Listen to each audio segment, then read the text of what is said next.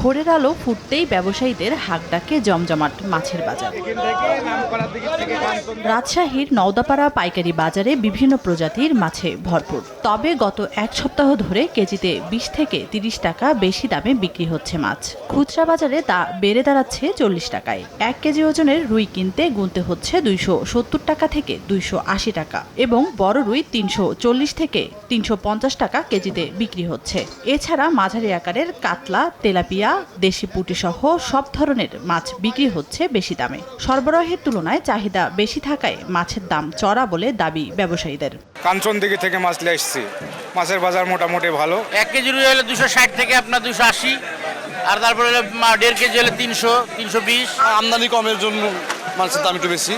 নাটোরে সবজির বাজারে স্বস্তি। ফুলকপি, বেগুন, টমেটো, পেঁপে সহ সব ধরনের সবজির দাম কেজিতে কমেছে ১০ থেকে ৩০ টাকা পর্যন্ত। রমজানের শুরুতে দাম চড়া থাকলেও এখন কমে আসায় খুশি ক্রেতারা। তবে উৎপাদন খরচ উঠবে না দাবি কৃষকদের।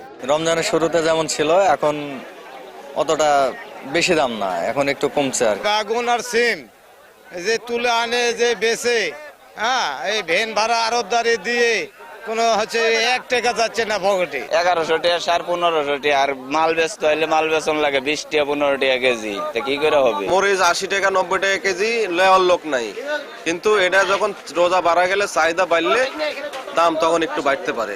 ১৮টি আড়ত থেকে দৈনিক ১.৫ থেকে ২ কোটি টাকার সবজি বিক্রি হয় বলে জানায় আড়তদাররা। তানজিনা তাসনিম, সময় সংবাদ।